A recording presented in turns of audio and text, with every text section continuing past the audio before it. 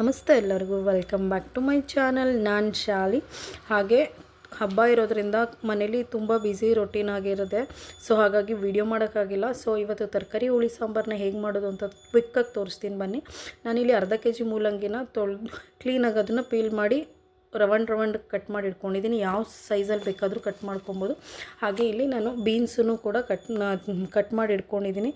ಹಾಗೆ ಆಲೂಗೆಡ್ಡೆನ 2 ಕಟ್ ಮಾಡಿ ಇಟ್ಕೊಂಡಿದ್ದೀನಿ. ಅರ್ಧ ಕಪ್ಪಷ್ಟು ತೊಗರಿಬೇಳೆನ ತೊಳ್ಕೊಂಡು ಇಷ್ಟನ್ನು ಒಟ್ಟಿಗೆ ಈಗ ಬೇಯಕ್ಕೆ ಇಡ್ಕೊತಾ ಇದ್ದೀನಿ. ನಾನು 4 ಗ್ಲಾಸಷ್ಟು ನೀರನ್ನ ಹಾಕಿದ್ದೀನಿ ಮತ್ತು 1 ಟೊಮೊಟೊ ಬೇಯಕ್ಕೆ ಹಾಕಿದ್ದೀನಿ. ಬದನೆಕಾಯಿನೂ ಅಷ್ಟೇ, ಅದನ್ನು ಮೀಡಿಯಮಾಗಿ ಕಟ್ ಮಾಡಿಕೊಂಡು ತೊಳೆದು ಅದನ್ನು ಇದರೊಟ್ಟಿಗೆ ಸೇರಿಸ್ಕೊತಾ ಇದ್ದೀನಿ. ಉಪ್ಪನ್ನ ಹಾಕ್ತಾಯಿಲ್ಲ.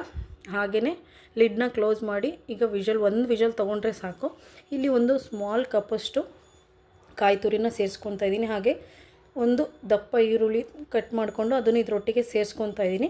ಹಾಗೆ ಈಗ ಒಂದು ವಿಷಲ್ ಆದಮೇಲೆ ಓಪನ್ ಮಾಡಿದೆ ಲಿಡ್ನ. ಈಗ ಇಲ್ಲಿದು ಒಂದು ಟೊಮೊಟೊ ಬೇಯಕ್ಕೆ ಹಾಕಿದೆ. ಆ ಟೊಮೊಟೊನ ತೊಗೊಂಡು ಇದನ್ನು ರುಬ್ಬಕ್ಕೆ ಸೇರಿಸ್ಕೊಬೇಕು. ಸೊ ಹಾಗಾಗಿ ಇದರೊಟ್ಟಿಗೆ ಸೇರಿಸ್ಕೊತಾ ಇದ್ದೀನಿ. ತುಂಬ ಬಿಸಿ ಇದ್ದಿದ್ದರಿಂದ ಅದರ ಹಬೆ ಎಲ್ಲ ಕ್ಯಾಮ್ರಾಗೆ ಬರ್ತಾಯಿತ್ತು. ಈಗ ಸ್ವಲ್ಪ ನೀರು ಹಾಕಿ ನುಣ್ಣಗೆ ರುಬ್ಕೊಬಂದಿಲ್ಲ, ಸ್ವಲ್ಪ ದಪ್ಪ ರುಬ್ಕೊಬಂದಿದ್ದೀನಿ. ಈ ಹಂತದಲ್ಲಿ ನಾನು ಇಲ್ಲಿ 2 ಟೇಬಲ್ ಸ್ಪೂನಷ್ಟು ತರಕಾರಿ ಹುಳಿ ಸಾಂಬಾರನ್ನ ಹಾಕ್ಕೊತಾ ಇದ್ದೀನಿ. ನಿಮಗೆ ಖಾರ ಜಾಸ್ತಿ ಬೇಕು ಅನ್ನೋರು ಇನ್ನೊಂದು ಅರ್ಧ ಟೇಬಲ್ ಸ್ಪೂನ್ ಹಾಕ್ಕೊಳ್ಳಿ. ನಮ್ಮನೇಲಿ ಖಾರ ಜಾಸ್ತಿ ತಿಂತಾರೆ. ಸೊ ಹಾಗಾಗಿ ನಾನು 2.5 ಟೇಬಲ್ ಸ್ಪೂನಷ್ಟು ಹಾಕ್ಕೊಂಡಿದ್ದೀನಿ. ಈಗ ಮತ್ತೆ ನುಣ್ಣಗೆ ರುಬ್ಕೊಬಂದಿದ್ದೀನಿ. ಸಿಂಪಲಾಗಿ ಇದಕ್ಕೆ ಸಾಸಿವೆ ಕರ್ಬೇವಿನ ಸೊಪ್ಪು ಹಾಕಿ 2 ಟೇಬಲ್ ಸ್ಪೂನ್ ಎಣ್ಣೆ ಹಾಕಿ ಸಾಸಿವೆ ಕರ್ಬೇವಿನ ಸೊಪ್ಪು ಎಣ್ಣೆ ಈರುಳ್ಳಿನ ಹಾಕ್ಬಿಟ್ಟು ನಾನು ಒಗ್ಗರಣೆ ಮಾಡ್ಕೊತಾ ಇದ್ದೀನಿ.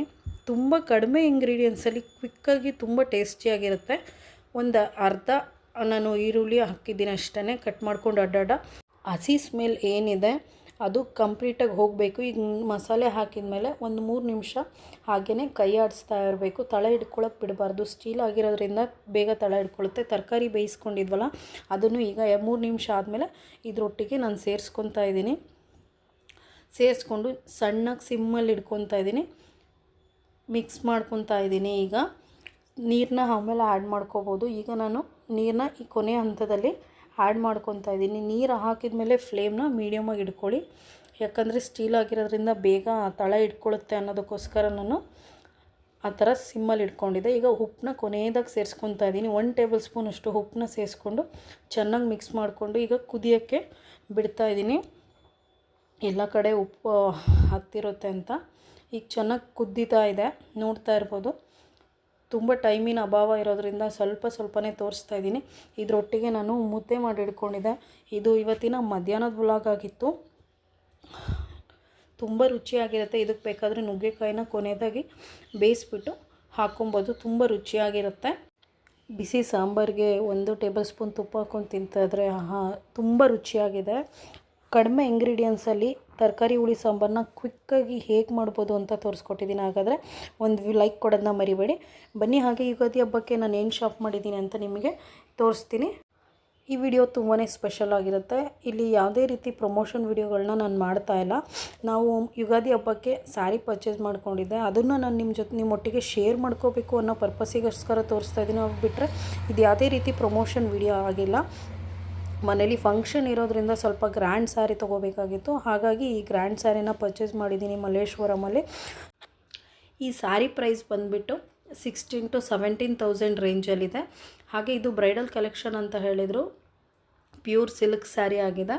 ರೆಡ್ ಕಾಂಬಿನೇಷನ್ ಬಂದಿರೋದ್ರಿಂದ ಫೋಟೋಸ್ಗೆಲ್ಲ ತುಂಬಾ ಚೆನ್ನಾಗಿ ಕಾಣುತ್ತೆ. ಹಾಗಾಗಿ ನನ್ನ ಹತ್ರ ಈ ಕಲರ್ ಕಾಂಬಿನೇಷನ್ ಇರಲಿಲ್ಲ. ಹಾಗಾಗಿ ಈ ಸ್ಯಾರಿ ಪರ್ಚೇಸ್ ಮಾಡಿದೆ. ಈ ಸ್ಯಾರಿ ಹೇಗಿದೆ ಅಂತ ನನಗೆ ಕಮೆಂಟ್ ಮುಖಾಂತರ ತಿಳಿಸಿ. ಹಾಗೆ ನಾಳೆ ಯುಗಾದಿ ಹಬ್ಬಕ್ಕೆ ತುಂಬಾ ಪ್ರಿಪ್ರೇಷನ್ ನಡೀತದೆ ಮನೇಲಿ.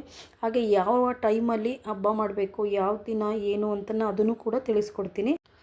ಈ ವರ್ಷ ಯುಗಾದಿ ಹಬ್ಬ ಭಾನುವಾರ ಬಂದಿದೆ. ಅಂದರೆ ಮಾರ್ಚ್ 30, 2025ನೇ ತಾರೀಕು ಬಂದಿದೆ.